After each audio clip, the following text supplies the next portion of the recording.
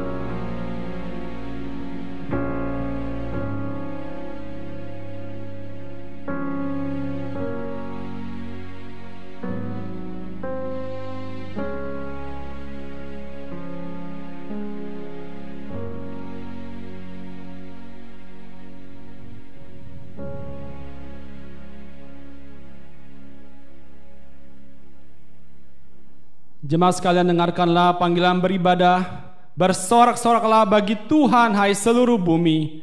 Beribadahlah kepada Tuhan dengan sukacita.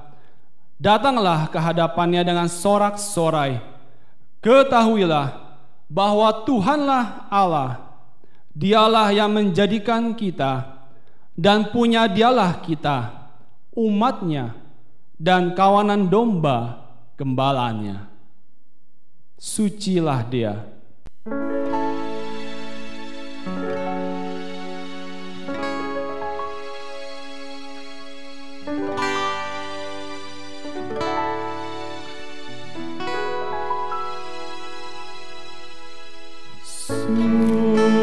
Sucilah Dia, dan agung kemuliaannya.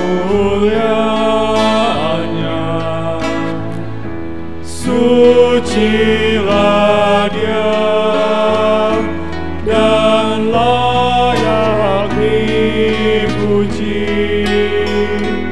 Ku datang ke hadirat-Nya, menyembah dan memuji-Nya. Sucilah Dia, sucilah Dia,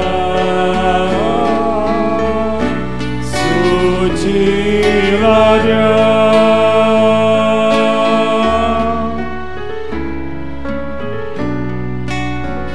Siapa yang mengampuni segala dosaku? Siapakah yang mengangkatku ketika ku jatuh? Siapa yang membimbing kala ku sesat? Tuhan Allahku Yesus, Dialah yang ku puji.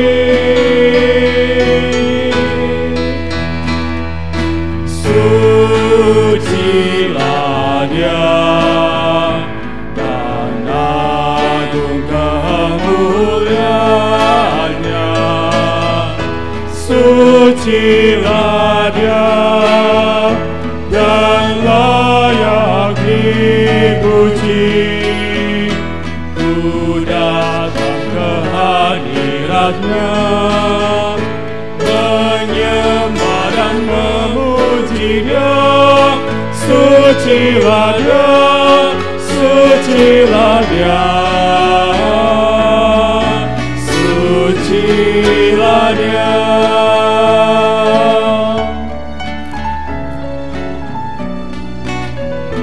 Siapa yang menghiburku saat ku sendiri?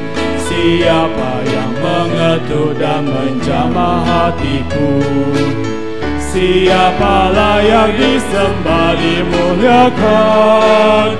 Tuhan Allahku Yesus, Juru Selamatku.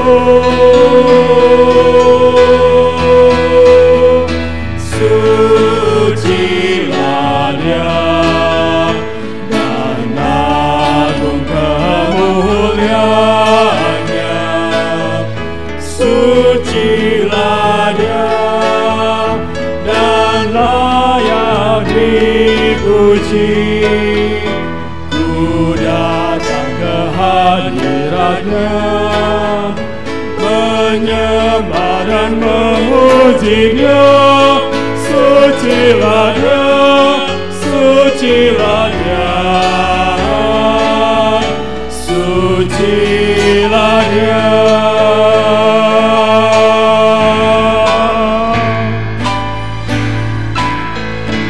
Suci, suci, suci, Allah Maha Kuasa. Langit bumi semua memuji nama-Mu. Suci, suci, suci, Allah Maha Kasih, Allah Tritunggal, Allah yang Esa, Allah Tritunggal, Allah yang Esa.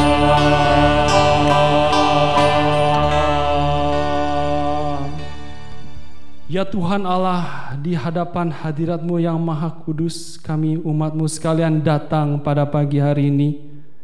Kami hendak sujud merendahkan diri kami di hadapan Tuhan yang maha kudus dan maha mulia. Kami hendak menaikkan ucapan syukur kami atas kasih setia-Mu yang besar dalam kehidupan kami. Sampai pada saat ini Tuhan, Engkau masih memelihara dan memimpin kami. Memimpin iman kami di tengah-tengah situasi yang tidak baik saat ini Tuhan. Tapi kami mau percaya bahwa segala sesuatu yang terjadi adalah seizin Tuhan dan atas kedaulatan Tuhan semata. Kami umat-Mu datang juga sekali lagi memohon pengampunan dari segala dosa dan kesalahan kami.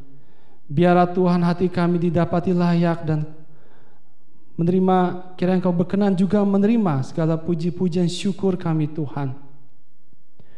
Ya Bapa, biarlah kiranya Engkau menilik hati kami dan menolong kami, supaya pada ibadah saat ini umat-Mu mengalami perjumpaan dengan Tuhan. Terima kasih Tuhan Yesus. Kami berdoa dan memohon pertolongan Bapa. Biarlah ibadah ini boleh berjalan dan jadi hanya di dalam satu nama yang berkuasa, Tuhan Yesus Kristus. Amin.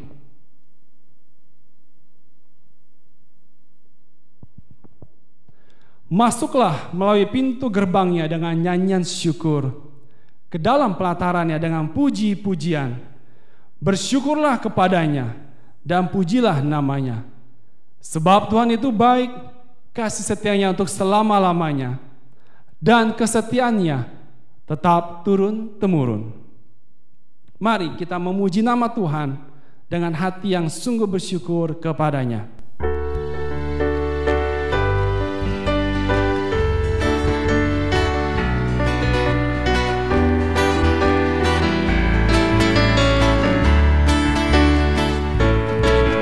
Masuki gerbangnya dengan hati bersyukur, halamannya dengan pujian.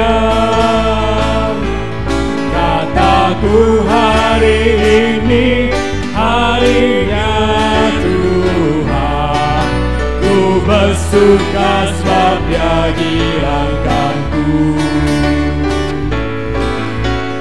Dia girangkanku, oh Dia girangkanku. Ku bersuka sebab Dia girangkanku.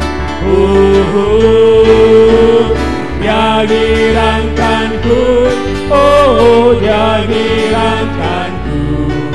Ku bersuka sebab Dia girangkanku. Ku masuki gerbangnya, ku masuki gerbangnya dengan hati bersyukur, halamannya dengan pujian. Kataku hari ini harinya Tuhan, ku bersuka sebab Dia girangkanku. Dia girangkanku, oh Dia girangkanku. Ku bersuka sebab Dia girangkanku. Dia girangkanku, oh Dia girangkanku. Ku bersuka sebab Dia girangkanku. Dia girangkanku, oh Dia girangkanku. Ku bersuka sebab Dia girangkanku. Oh, Dia girangkanku, oh Dia girangkanku. Ku bersuka sebab Dia girangkanku. Tuhan menetapkan langkah-langkah orang. Tuhan menetapkan langkah-langkah orang yang hidupnya berkenan kepadanya. Apabila ia jatuh, tak sampai tergeletak, sebab Tuhan menopang tangannya.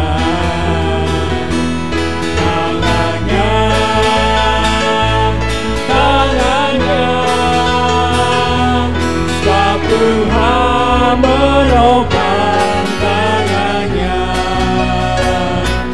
Apabila dia jatuh, tak sampai tergeletak, sebab Tuhan menopang tangannya.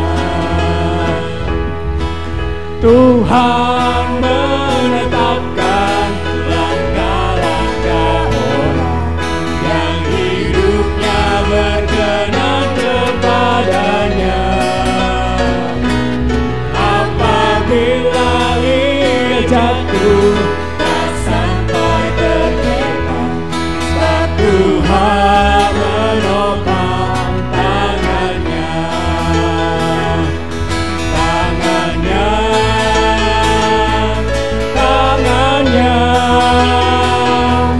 sebab Tuhan menopang tangannya.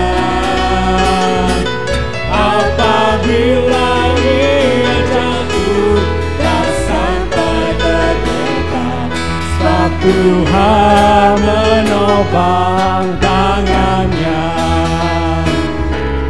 Sebab Tuhan menopang tangannya. Sebab Tuhan menopang tangannya. Puji Tuhan.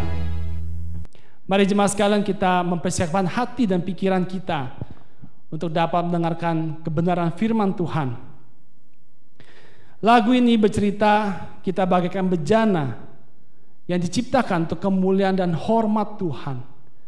Biarlah hati kita saat ini boleh terbuka di hadapan Tuhan, dan kita siap untuk terus dibentuk dan diproses oleh Sang Pencipta, Sang Penjunan itu, Yesus Kristus.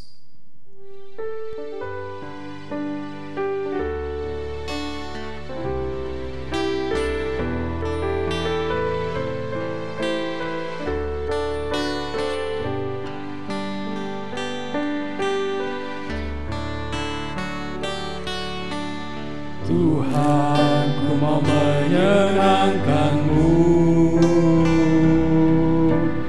Tuhan, bentuklah hati ini jadi bejana untuk hormat-Mu, bagai emas murni. Tuhan, ku serahkan hatiku, semua ku berikan padamu. Kuduskan hingga tulus selalu, agar aku menyenangkan-Mu,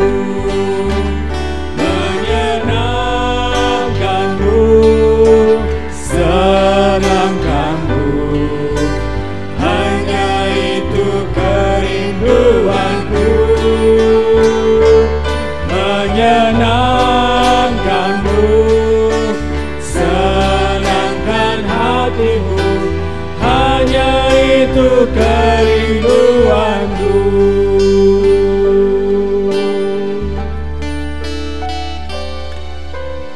Tuhan, ku mau menyenangkan-Mu. Tuhan, bentuklah hati ini jadi bejana untuk hormat-Mu,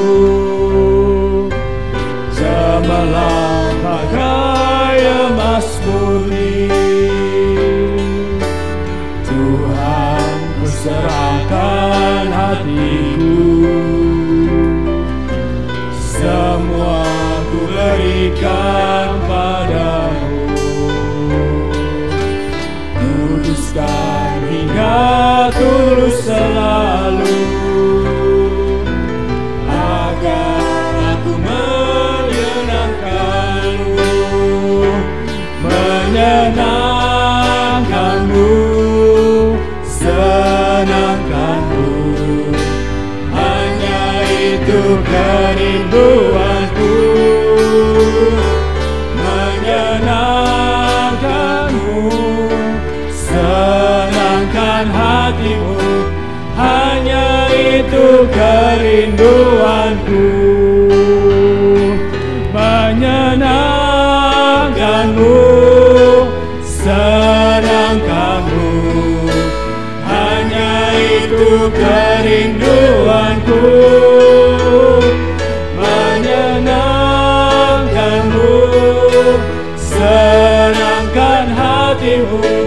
Hanya itu kerinduanku, hanya itu kerinduanku, hanya itu kerinduanku.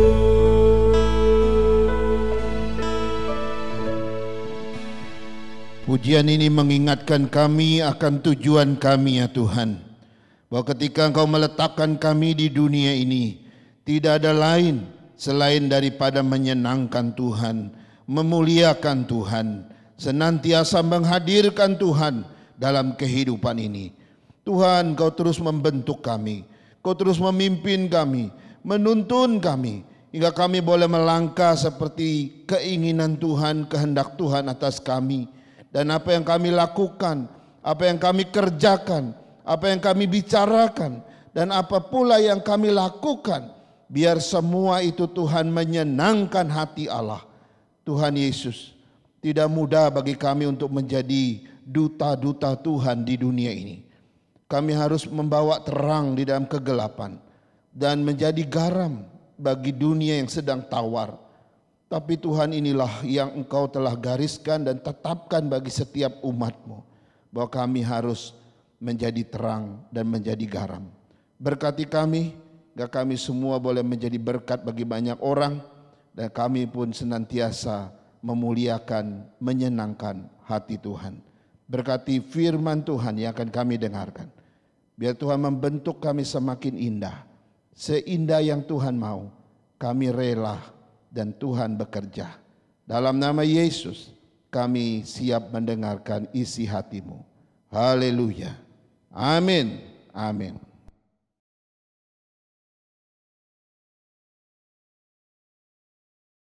Baik jemaat Tuhan yang Tuhan Yesus kasihi, mari kita membaca satu bagian dari firman Tuhan dari apa yang sudah kita mulai beberapa minggu yang lalu. Dari Kisah Rasul pasal 4 ayat 15 sampai 20. Mari kita baca beberapa ayat ini. Kisah Rasul pasal 4 ayat 15 sampai 20. Demikian firman Tuhan, dan setelah mereka menyuruh rasul-rasul itu meninggalkan ruang sidang, berundinglah mereka dan berkata, tindakan apakah yang harus kita ambil terhadap orang-orang ini? Sebab telah nyata kepada semua penduduk Yerusalem bahwa mereka telah mengadakan satu mujizat yang menyolok dan kita tidak dapat menyangkalnya. Tetapi supaya hal itu jangan makin luas tersiar di antara orang banyak, baiklah kita mengancam dan melarang mereka supaya mereka jangan berbicara lagi dengan siapapun dalam nama itu. Dan setelah keduanya disuruh masuk, mereka diperintahkan supaya sama sekali jangan berbicara atau mengajar lagi dalam nama Yesus. Tetapi Petrus dan Yohanes menjawab mereka, silakan kamu putuskan sendiri, manakah yang benar di hadapan Allah, taat kepada kamu atau taat kepada Allah? Sebab tidak mungkin bagi kami untuk tidak berkata-kata tentang apa yang telah kami lihat dan yang telah kami dengar. Saudara-saudara sekalian, ini adalah seri kita yang terakhir dari tema besar kita tentang kontroversi nama Yesus. Kita sudah melihat seri 1, 2, dan 3, hari ini yang terakhir.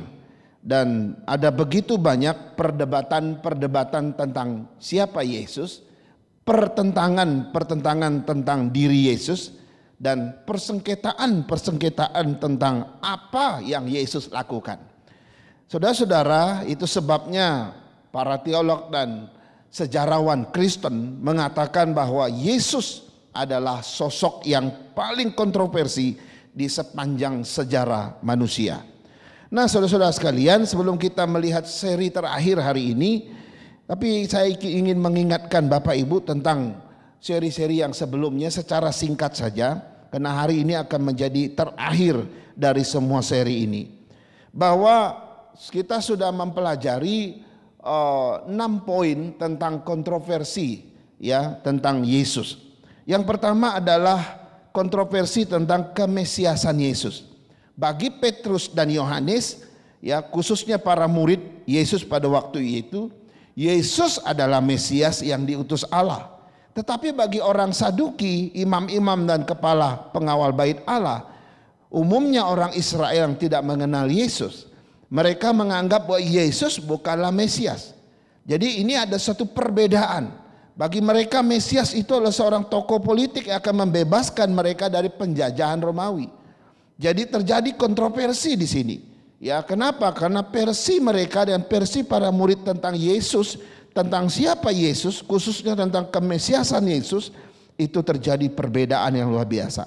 Yang kedua, yaitu kontroversi tentang ajaran yang bicara tentang kebangkitan di dalam Kristus. Dengan lantang Petrus dan Yohanes berkata dan mengajar banyak orang pada waktu itu bahwa di dalam Yesus ada kebangkitan, di mana mereka sendiri menyaksikan Yesus disalibkan, lalu ia mati, dikuburkan, tapi pada hari ketiga Yesus bangkit. Dan Yesus bicara bahwa di dalam kebangkitannya dia juga akan menjadi yang pertama akan membangkitkan orang-orang yang percaya kepadanya. Saudara mendengar ajaran kebangkitan ini, sekali lagi versi daripada orang Saduki, para imam pada waktu itu, mereka tidak percaya akan ada kekekalan, mereka juga tidak percaya akan ada doktrin kebangkitan. Karena itu di sini terjadi kontroversi yang kedua kali tentang kebangkitan di dalam Yesus. Sudah sampai hari ini ada begitu banyak orang yang nggak percaya Yesus itu Tuhan. Karena itu mereka juga nggak bisa percaya kalau ada kebangkitan di dalam Yesus. Yang ketiga itu kontroversi tentang kuasa Yesus. Saudara, ketika dua imam besar itu bertanya kepada Petrus dan Yohanes, dengan kuasa manakah atau dalam nama siapakah kamu bertindak ini? Dengan kuasa mana dan atau dalam nama siapa kamu menyembuhkan orang sakit ini atau orang lumpuh ini? Saudara-saudara, sekali lagi Petrus dan Yohanes menjawab bahwa orang lumpuh itu disembuhkan karena kuasa Yesus dan dalam nama Yesus orang Nazaret itu. Sekali lagi untuk ketiga kali terjadi kontroversi di sini. Mereka tidak bisa terima Yesus itu berkuasa. Mereka tidak bisa terima kalau Yesus itu mampu membangkitkan atau menyembuhkan orang sakit. Bagi mereka Yesus sudah mati. Bagi mereka Yesus sudah selesai. Bagi mereka Yesus sudah tidak ada. Kok masih ada kuasa yang masih membuat nama Yesus itu bersinar? Nah, ini terjadi kontroversi di situ. Dan bagi para murid, Yesus adalah tetap yang berkuasa. Ya, dia berkuasa, dia eksis kembali, dia menyembuhkan banyak orang, dan itu untuk ketiga kalinya terjadi kontroversi di sini. Yang keempat, itu kontroversi tentang pemberitaan nama Yesus. Saudara, ketika mujizat kesembuhan itu terjadi, Petrus dan Yohanes memakai kesempatan itu untuk memberitakan siapa Yesus, untuk memberitakan Injil. Saudara-saudara, waktu itu ada banyak orang percaya, ada banyak orang yang datang kepada Tuhan, menyerahkan diri untuk percaya kepada Tuhan. Saudara, waktu melihat fenomena ini, maka para imam dan orang Saduki ketakutan, saudara. Kenapa? Kok bisa begitu banyak orang percaya kepada Yesus, percaya bahwa Yesus itu punya kuasa, dan percaya Yesus itu Tuhan. Akhirnya mereka bersepakat untuk mengancam kedua rasul ini dan melarang mereka bahwa tidak boleh lagi memberitakan kepada siapapun juga tentang nama Yesus itu. Nah, saudara, di sini untuk keempat kalinya terjadi yang namanya kontroversi tentang pemberitaan nama Yesus. Sebenarnya yang terjadi adalah mereka takut popularitasnya merosot, mereka takut kehilangan jabatan dan kedudukan mereka karena nama Yesus ini kok kelihatannya begitu bersinar. Ya, mereka juga takut kuasa mereka lenyap karena kuasa Yesus yang begitu luar biasa dan bisa menyembuhkan walaupun dia sudah nggak ada. Saudara-saudara, yang kelima itu adalah kontroversi tentang nilai Kristus itu sendiri atau nilai daripada Yesus itu sendiri. Saudara, kontroversi yang terjadi di sini adalah bagi para imam dan para orang Saduki, Yesus itu adalah batu yang dibuang oleh tukang-tukang bangunan, saudara. Ya, Yesus diumpamakan batu yang dibuang, ya enggak? Ya, bagi mereka itu Yesus adalah batu yang tidak berharga, batu yang tidak bernilai sama sekali, ya, batu yang tidak berarti sama sekali. Karena itu dianggap batu yang dibuang oleh tukang-tukang bangunan. Itu sebabnya mereka menganggap Yesus itu sampah, layak disingkirkan, patut ditolak, patut dibuang. Saudara-saudara, begitu kejamnya penolakan mereka terhadap Yesus. Itu sebabnya Yesus tersingkirkan di tengah-tengah orang Israel.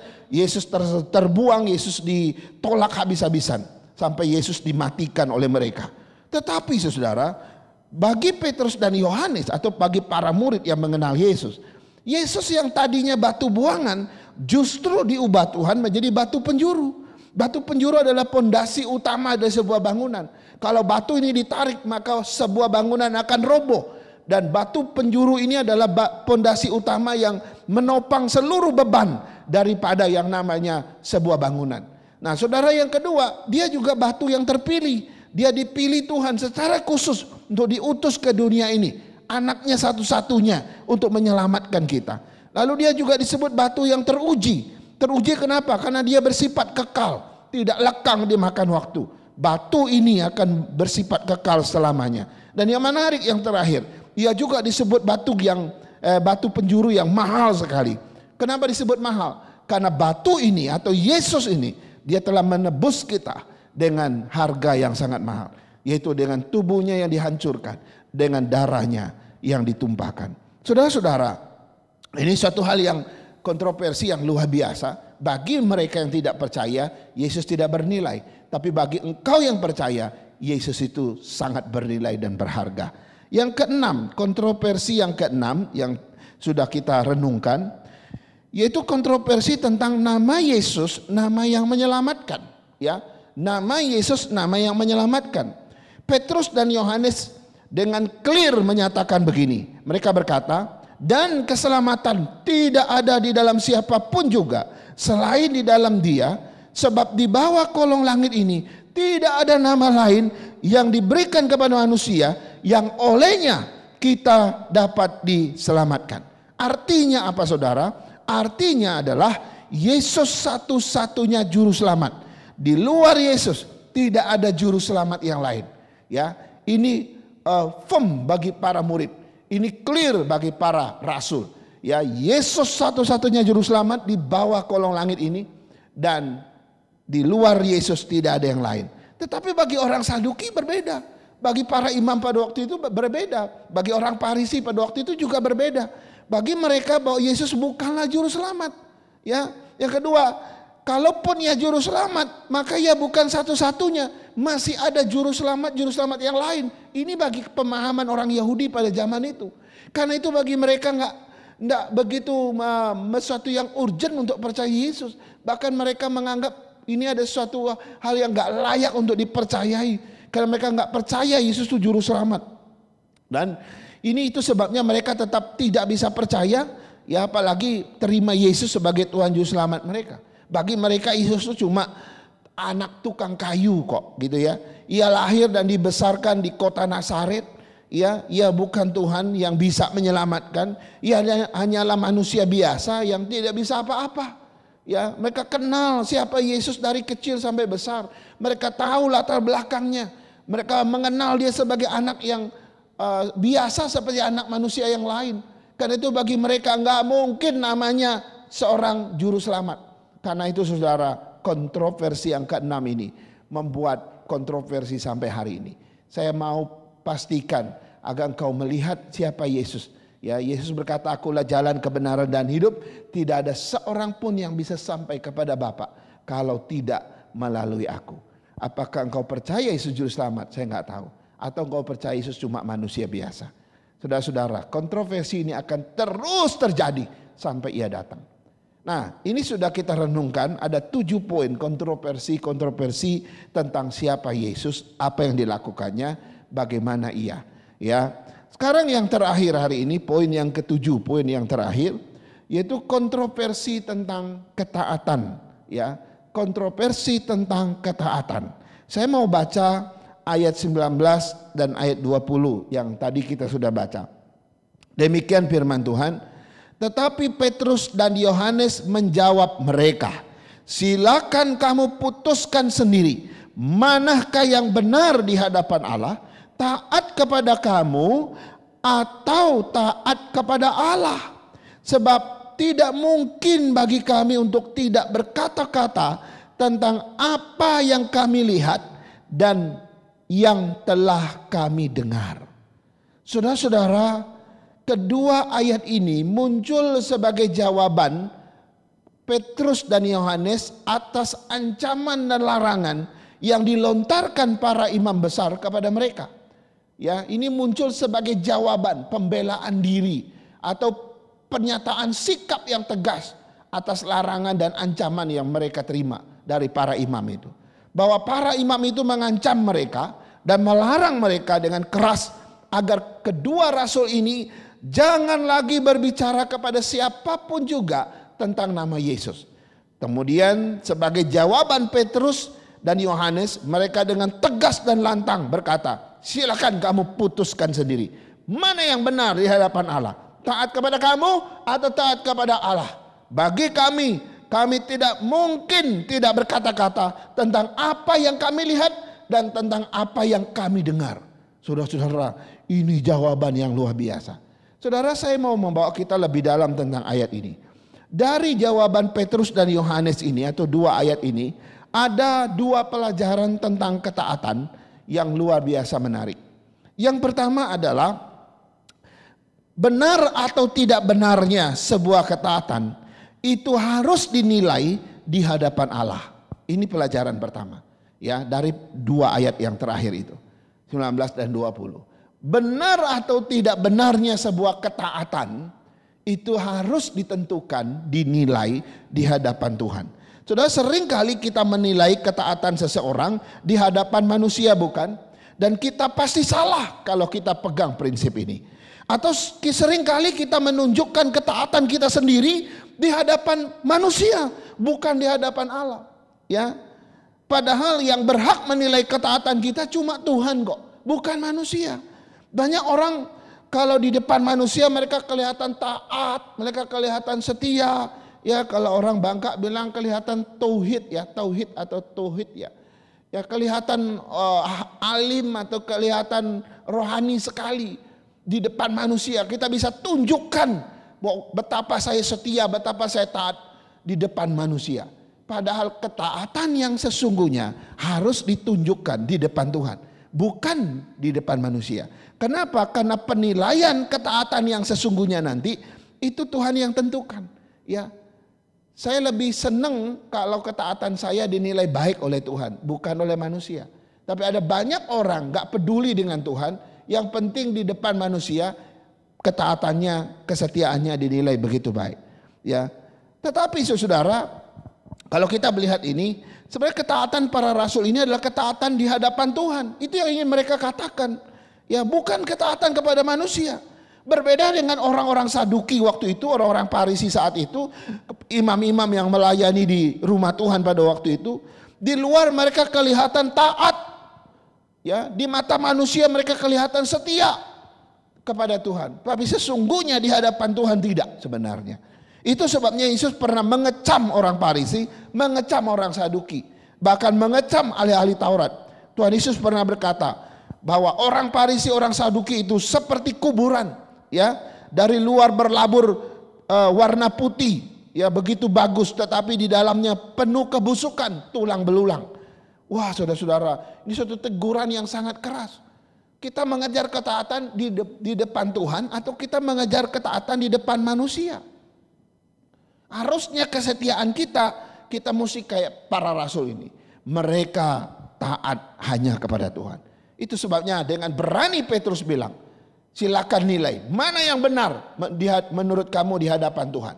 Ya, taat kepada kamu itu adalah manusia loh. Ya, atau taat kepada Bapa atau Allah, dia itu Tuhan loh. Dan mereka sudah menentukan sikap, kami hanya taat kepada Bapa, bukan kepada manusia. Saudara-saudara, ini suatu hal yang luar biasa. Pelajaran kedua tentang ketaatan yang menarik adalah begini saudara, jika ada dua ketaatan yang berbenturan atau bertentangan antara ketaatan kepada Allah dan ketaatan kepada manusia, maka ketaatan yang harus dipilih adalah ketaatan kepada Allah yang lebih tinggi. Saudara, ini satu kalimat yang panjang, saya ulangi sekali lagi. Pelajaran kedua tentang ketaatan dari pendapat Paulus, jawaban Paulus dan Yohanes tadi, jika ada dua ketaatan yang berbenturan atau bertentangan, yaitu berbenturan antara ketaatan kepada Allah atau ketaatan dengan manusia. Jika ada dua ketaatan baik kepada Allah kepada manusia itu bertentangan, maka yang harus dipilih adalah ketaatan kepada Allah yang lebih tinggi. Saudara, banyak orang bingung memilih di antara dua ketaatan yang berbenturan, yang bertentangan seperti ini. Saudara-saudara, ya. Saudara pernah ada satu contoh atau kisah nyata ya, yaitu seorang gadis mau menikah dengan seorang hamba Tuhan. Ya, tetapi papa mama dari gadis ini belum percaya Tuhan dan mereka mati-matian tidak mengizinkan anak perempuan mereka menikah sama seorang hamba Tuhan. Ada banyak macam alasan. Mereka menganggap bahwa ini hamba Tuhan ya, taulah karir hamba Tuhan itu nggak menentu gitu ya. Kehidupan hamba Tuhan itu nggak bisa seperti pebisnis. Ya, hidup pas-pasan, hidup dari tunjangan dan sebagainya. Bagi mereka itu seorang hamba Tuhan itu rendah lah. Dan mereka nggak rela anak perempuan mereka menikah sama hamba Tuhan ini. Nah, kedua papa mama dari gadis ini adalah orang yang belum percaya Tuhan masalahnya. Ya, jadi bagi gadis ini dia mengalami satu dilema yang luar biasa, pergumulan yang berat dalam hatinya. Ia mau taat kepada siapa? Dia mau taat sama Tuhan atau dia mau taat sama orang tua. Menikah sama hamba Tuhan ini, mereka sudah lama doakan sama-sama hamba Tuhan ya. Ya mereka sudah rasanya sudah cocok gitu ya. Tapi papa mama melarang gitu. Bingung, dia terus berdoa dengan sangat berat sekali.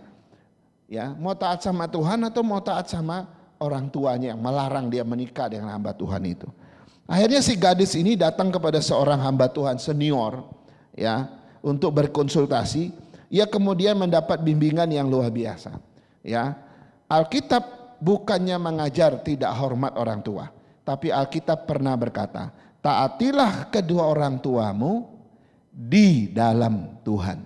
Saudara, garis bawahi kata di dalam Tuhan.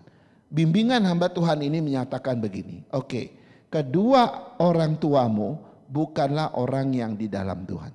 Perintah ini berlaku bagi setiap anak. Engkau harus taat sama orang tua, tetapi di dalam Tuhan. Kalau ada orang tua yang di luar Tuhan, memberikan pendapat, memberikan keputusan yang di luar Tuhan, maka pilih keputusan untuk taat sama Tuhan. Wah, saudara, ini akhirnya menjadi satu bimbingan bagi dia. Akhirnya dia memutuskan, walaupun kedua orang tua ini nggak setuju, dia tetap memilih menikah sama hamba Tuhan itu, dan mereka melayani Tuhan luar biasa. Saudara-saudara, kedua rasul ini memiliki sikap yang tegas bahwa mereka taat kepada Allah yang lebih tinggi, bukan kepada manusia. Ini ada suatu hal yang menarik, ya. Nah, pertanyaannya adalah kenapa kedua rasul ini begitu tegas, begitu clear dengan ketaatan mereka kepada Tuhan? Apa yang menjadi dasar ketaatan mereka kepada Tuhan sehingga mereka begitu tegas dan clear taat kepada Tuhan, bukan kepada manusia? Saudara, waktu saya melihat bagian ini, ada dua dasar ketaatan daripada kedua rasul ini. Yang pertama, pengalaman mereka bersama Kristus. Ya, mereka 3,5 tahun melayani bersama Kristus. Siang malam mereka bersama Kristus. Mereka melihat langsung pelayanan Yesus. Mereka juga menyaksikan langsung mujizat-mujizat yang Yesus lakukan. Dan mereka mendengar setiap saat firman daripada kata-kata Yesus kepada mereka. Sehingga pengalaman ini membuat mereka sangat tidak mungkin, membuat mereka tidak tidak taat kepada Tuhan. Mereka adalah orang-orang yang mengerti persis, mengenal Yesus secara persis, bahwa Yesus itu Tuhan. Yang kedua, dasar daripada ketaatan mereka itu adalah amanat agung Tuhan Yesus. Tuhan Yesus mengutus mereka memberikan amanat agung di dalam Matius 28 ayat 19 sampai 20. Ya, pergilah jadikanlah semua bangsa muridku. Ya, dia utus mereka ke seluruh dunia untuk menjadikan semua bangsa muridnya. Saudara-saudara, dari dua dasar ini saya bisa dapat satu kesimpulan bahwa orang yang bisa taat kepada Tuhan adalah pertama, orang yang mengenal dan mengalami Kristus secara pribadi. Kalau engkau belum mengenal Kristus secara pribadi, engkau belum mengalami Kristus secara pribadi, engkau nggak mungkin taat kepada Tuhan. Ini penting, ya. Banyak orang mencoba untuk taat kepada Tuhan, tapi dia belum ada pengalaman mengenal Tuhan. Dia belum ada pengalaman mengalami Tuhan dalam hidupnya. Maka itu bukan ketaatan. Dia berusaha untuk mau taat, tetapi itu bukan ketaatan yang sejati. Orang yang bisa taat sama Tuhan kalau dia sudah mengalami perjumpaan dengan Tuhan, mengalami pengalaman bersama Tuhan. Saudara-saudara, ini penting. Saya nggak tahu saudara sudah mengalami Tuhan belum, berjumpa Tuhan belum secara pribadi. Sehingga engkau bilang clear, oke, aku udah selesai dengan diriku sendiri tentang ketaatan pada Tuhan. 1000% aku taat sama Tuhan. Yang kedua, kesimpulan yang kedua adalah orang yang bisa taat kepada Tuhan adalah orang yang terpanggil oleh Tuhan. Saudara-saudara, kalau engkau tidak terpanggil, mustahil engkau bisa taat sama Tuhan. Kalau engkau bukan orang yang terpanggil, engkau nggak mungkin bisa taat sama Tuhan. Para rasul dan orang-orang yang percaya pada abad pertama, kedua dan seterusnya adalah orang-orang yang terpanggil oleh Tuhan. Karena itu kau lihat ketaatan mereka luar biasa. Karena itu kita nggak heran ketika orang-orang Kristen ditangkap, disiksa, dimasukkan penjara, bahkan mereka sengaja dipertontonkan di satu lapangan besar, lalu dilepaskan singa-singa yang ganas untuk mencabik-cabik mereka. Sampai mati pun tidak ada satupun yang menyangkal Tuhan. Sampai orang yang menonton itu stres. Ada apa dengan orang Kristen? Kenapa bisa taat sampai mati kepada Kristus? Itu karena orang itu sudah terpanggil. Orang mengalami Tuhan, nggak mungkin dia tidak taat sama Tuhan. Saudara-saudara, kedua rasul ini clear. Ya, mereka sudah selesai dengan diri mereka tentang ketaatan sama Tuhan. Mereka tidak mungkin taat sama manusia. Mereka ketaatan paling tinggi adalah kepada Tuhan. Saudara-saudara sekalian, jadi kesimpulan akhir dari perkataan tegas Petrus dan Yohanes ini sebenarnya mau mengatakan begini. Esensi daripada kehidupan orang percaya adalah ketaatan. Ya, kalau kita lihat dalam perjanjian lama Bapak Ibu, Allah berkali-kali menyatakan dirinya ya kepada Abraham, kepada Ishak, kepada Yakub, kepada para hakim, para nabi. Terus Tuhan terus menyatakan diri kepada mereka. Ending atau ujung daripada semua pernyataan diri Allah itu adalah ketaatan kepada Tuhan.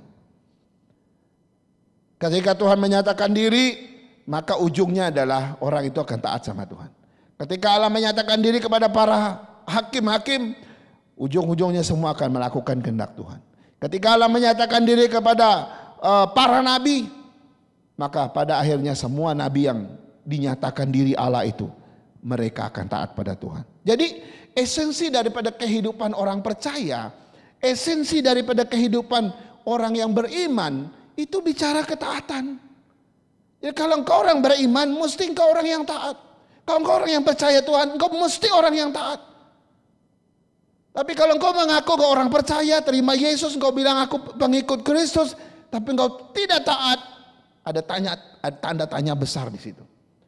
Bab kita bisa lihat orang yang mencintai Tuhan, mengasihi Tuhan, beriman pada Tuhan, ia pasti taat. Kedua rasul ini menunjukkan ketaatan mereka itu sudah selesai. Mereka taat 1000% pada Tuhan. Saudara-saudara, berikutnya adalah begini. Jika esensi hidup orang percaya adalah ketaatan, maka hakikat dari ketaatan itu apa? Ya. Jika esensi dari kehidupan orang percaya itu adalah taat 1000% kepada Tuhan, maka hakikat dari ketaatan kita itu apa? Saudara, Yesus pernah mengatakan begini, ya, setiap orang yang mau mengikut aku, engkau harus menyangkal diri, engkau harus memikul salib dan mengikut aku.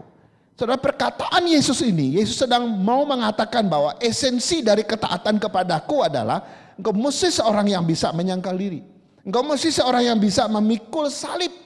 Engkau mesti seorang yang mengikut aku dengan setia. Jadi dengan kata lain bahwa orang yang taat pada Tuhan, ia pasti bisa menyangkal diri. Ia pasti bisa memikul salib. Ia pasti mengikut Tuhan dengan setia sampai akhir. Sudah banyak orang yang kelihatan setia ke gereja, taat beribadah gitu ya, rajin pelayanan. Belum tentu loh dia seorang yang taat sama Tuhan. Orang bisa rajin pelayanan, bisa. Tapi satu sisi sebenarnya dia gak taat sama Tuhan. Orang bisa rajin ke gereja, rajin beribadah, bisa. Nanti dari mana kita bisa lihat? Dari hakikatnya. Ya.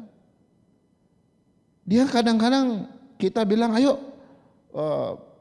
kita melayani Tuhan begitu ya. Di dalam pelayanan itu banyak umat Tuhan yang katanya setia sama Tuhan, katanya taat sama Tuhan, tapi gak bisa menyangkal diri. Dikit-dikit tersinggung, dikit-dikit sakit hati, dikit-dikit marah, dikit-dikit ngambek gitu ya. Ini orang yang gak bisa menyangkal diri. Gak bisa sama sekali. Kalau orang gak bisa menyangkal diri kayak begini, maka dipertanyakan ketaatannya. Sebab orang yang taat, dia mesti bisa nyangkal diri kok. Itu kan hakikatnya. Yang kedua, disuruh mikul salib. Oke, secara teori itu kedengarannya wah indah sekali gitu. Tapi dalam kenyataannya diminta susah dikit aja. Sudah gak mau. Ya kalau pelayanan ya bolehlah gitu ya. Tapi kalau pergi ke tempat yang susah jangan ya. Itu bukan tempat saya gitu ya. Kadang-kadang kita lihat orang seperti itu. Ironis sekali. Katanya setia, katanya taat, tapi mikul salib susah dikit aja gak mau. Ya. Yang terakhir, Hakikat daripada ketaatan itu mesti seorang yang mengikut Kristus, saudara. Ya, orang yang taat belum tentu ikut Yesus juga. Kelihatannya di depan manusia dia taat, tapi sebenarnya di hadapan Tuhan dia nggak ikut Yesus sebenarnya. Nah, kedua rasul ini atau para rasul dalam perjanjian baru adalah orang-orang yang sudah selesai dengan dirinya tentang ketaatan. Mereka adalah orang-orang yang taat sama Tuhan sampai mati. Dari 12 rasul, ya, yang satu sudah mengkhianati, jadi hitungan cuma 11. Dari 11 rasul, 10 orang rasul itu mati secara mengenaskan. Mereka mati dengan tidak wajar.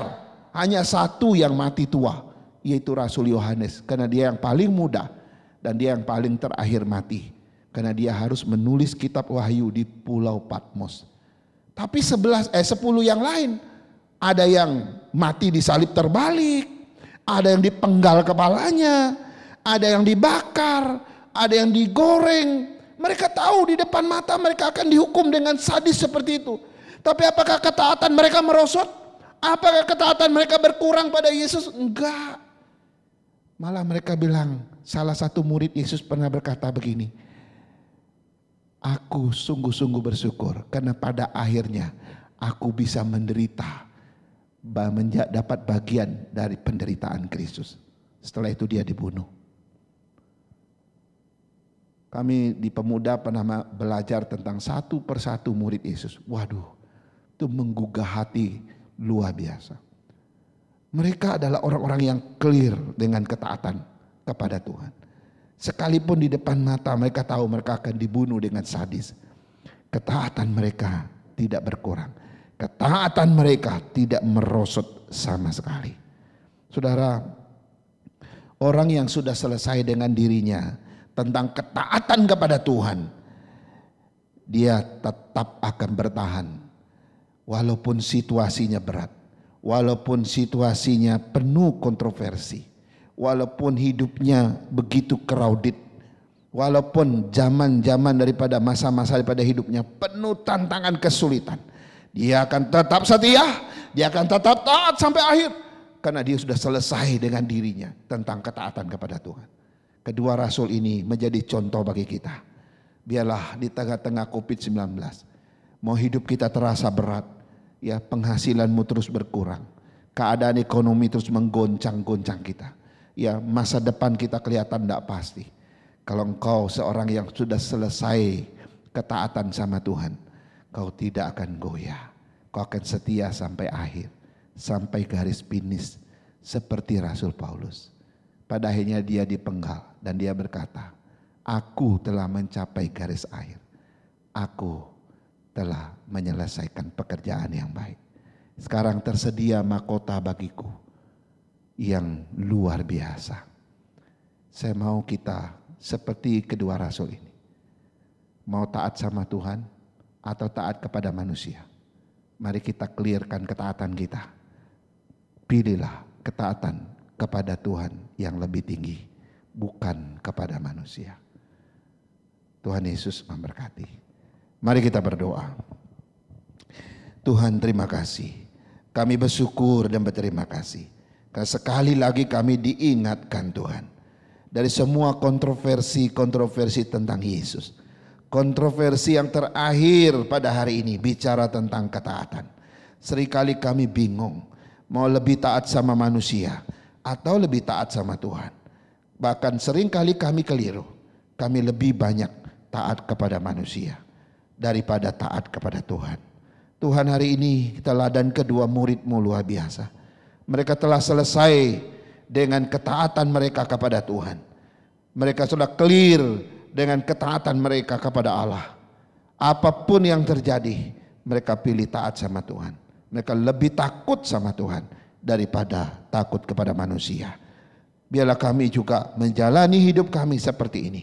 Bab ketika kami taat, kami bisa menyangkal diri, kami bisa memikul salib kami dan mengikut Tuhan dengan setia sampai akhir. Apapun situasi kami, apapun keadaan kami, tantangan kesulitan bertubi-tubi tidak akan pernah menghancurkan, tidak akan pernah membuat merosot ketaatan dan kesetiaan kepada Tuhan. Tuhan, di saat-saat ini COVID-19 sedang menelan banyak korban. Di depan kami selalu ada bayang-bayang maut. Ada ketakutan, kekhawatiran. Kami tahu situasi-situasi ini, situasi yang menyeramkan, menakutkan, mengkhawatirkan siapapun juga. Tuhan, kami tahu apa yang diajarkan firman-Mu hari ini. Apapun situasi kami, apapun keadaan yang mengancam kami, ketaatan kami akan selamanya kepada Tuhan. Berkati jemaat-Mu, berkati kami. Kami akan tetap setia sampai akhir. Dalam nama Yesus kami berdoa. Haleluya. Amin. Amin. Jemaat sekalian, sama seperti Yesus Kristus taat kepada Bapa di surga, Dia taat sampai mati. Dia Raja Agung. Oleh karena itu Dia dikaruniakan oleh Bapa kemuliaan, duduk di sebelah kanan Allah Bapa. Mari kita bersama-sama menaikkan pujian ini, bahwa namanya ajaib, namanya sungguh ajaib.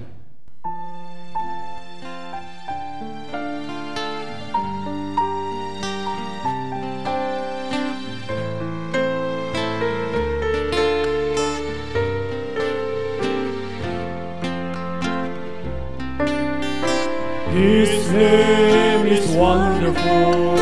His name is wonderful. His name is wonderful. Jesus my Lord. He is the mighty King, Master of everything. His name is wonderful. Jesus my Lord. He's the great shepherd, the rock of all ages. Almighty God is He. Bow down before Him, love and adore Him. His name is wonderful, Jesus my Lord. He's the great shepherd, the rock of all ages. Almighty God is He. Bow down before Him, love and adore Him. His name is wonderful, Jesus my Lord.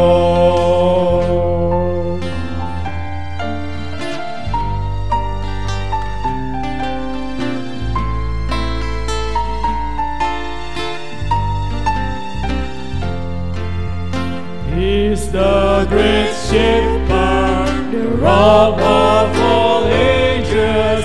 Almighty God is He.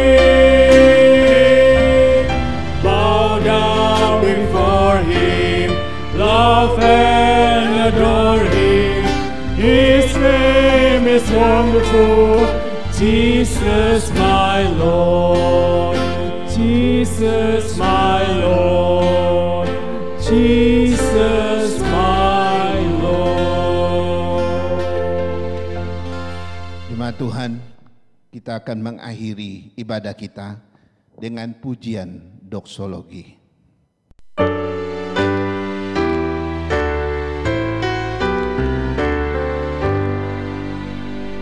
Puji Allah Bapa Putra, puji Allah Roh Kudus, ketiganya yang esa, pohon selamat sumber berkah. Amin.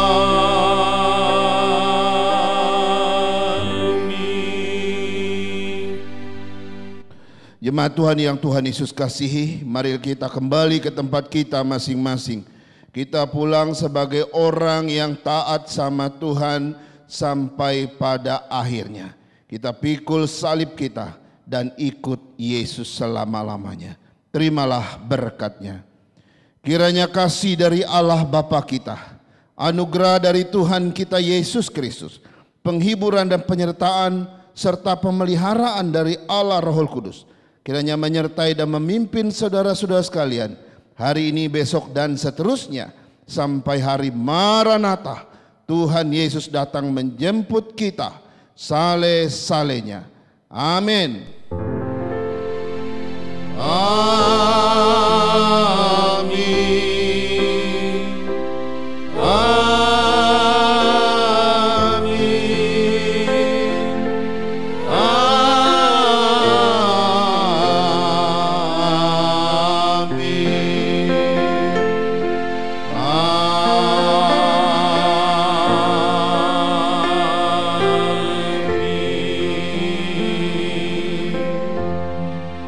Amin. Saat teduh ibadah kita selesai. Tuhan Yesus memberkati.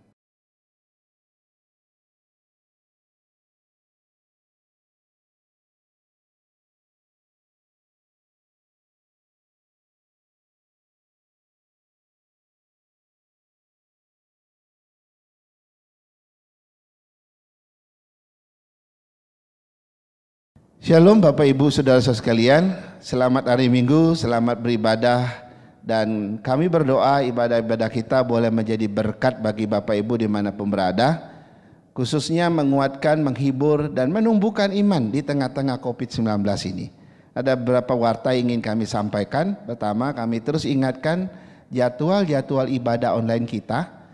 Hari Kamis pukul 19.00 ada ibadah umum seperti biasa. Kami mengundang Bapak Ibu untuk mengikuti ibadah doa itu. Saya melihat di link kita masih sedikit yang mengikutinya. Ya, saya berharap kita melihat doa sebagai satu alat anugerah yang Tuhan berikan buat kita agar kita menggunakannya. Ya, nanti ada suatu saat saudara akan baru tahu bahwa doa itu penting. Nah, sebelum saat yang genting itu datang, dari sekarang kita harus belajar berdoa bersama. Dan bagi Bapak Ibu yang ingin didoakan secara khusus, boleh menyampaikan bahan doanya melalui form yang sudah dibagikan secara online oleh diaken-diaken kita. Kemudian hari Sabtu jangan lupa ada persekutuan pemuda pukul 19.00. Nah, anak muda kita juga kasihan sekali, kita doakan mereka yang masih kuliah dan sebagainya, yang masih sekolah. Mereka butuh Tuhan di tengah-tengah kondisi ini. Kita doakan mereka agar mereka tetap beribadah dengan baik. Dan sebelum pemuda itu biasanya ada Bible study dan persekutuan untuk remaja. Itu pukul 17.30. Kita dorong anak-anak remaja kita. Bagi anak-anak remaja yang belum bergabung dalam Bible study ini, boleh ikut bergabung. Atau direkomendasikan kepada orang lain juga boleh. Kemudian hari Minggu seperti biasa ada persekutuan sekolah minggu pukul 9.00 dan kita bantu anak-anak kita, dorong mereka, beri semangat, bangunkan mereka. Kalau mereka belum bangun, jangan kita yang mengikuti jadwal mereka, tapi biar mereka dilatih dari sekarang untuk mengenal siapa Tuhan mereka. Kalau kita serius membangunkan mereka untuk ikut ibadah, mereka akan belajar satu hal. Oh, ternyata Tuhan itu penting. Karena itu papa mama saya bangunkan saya pagi-pagi, atau siapapun membangunkan dia tahu bahwa bersekutu dengan Tuhan itu penting pada akhirnya. Kemudian jam 10.30 ibadah umum kita. Nah, Bapak Ibu, kita gerakkan semua jemaat kita untuk terus beribadah dengan setia. Dan mungkin ada keluarga Bapak Ibu yang membutuhkan link-link daripada ibadah online kita, boleh dibagikan. Ya, seperti keluarga mama angkat saya di Citra. Mereka sudah beberapa bulan yang lalu sudah setiap minggu ikut ibadah online kita. Ya, di sana ada keluarga Ibu Lia dan juga Koyanto, dan juga ada Ciafa, keluarga Herman, dan keluarga Mama Asung saya sendiri. Mereka sudah biasa ikut sejak beberapa bulan yang lalu. Ya, terima kasih ya sudah hadir dan juga partisipasi dengan GPK Kelapa Gading. Kemudian minggu depan jangan lupa bahwa ada sakramen perjamuan kudus. Mari kita siapkan hati kita baik-baik, siapkan diri kita, terlebih siapkan peralatan-peralatan daripada perjamuan kudus. Ya, yaitu roti dan anggur. Ya, roti bisa bentuk apa saja, bisa roti tawar dan sebagainya. Kemudian simbol dari anggurnya bisa juga dari sirup atau apapun, silakan. Ya, bukan itu yang terpenting, tetapi yang terpenting makna di balik simbol-simbol ini. Bahwa roti mensimbolkan, melambangkan tubuh Tuhan, dan anggur itu melambangkan darah Kristus yang ditumpahkan untuk pengampunan dan keselamatan kita. Setiap kali kita makan dan minum perjamuan kudus, Bapak Ibu, itu akan mempersekutukan kita terus-menerus dengan Kristus secara rohani. Karena itu ini perintah dari Tuhan Yesus langsung agar dilakukan sampai Ia datang. Baik, itu saja berita yang perlu kami sampaikan. Kiranya Tuhan memberkati, Tuhan Yesus menyertai kita, dan selamat hari Minggu.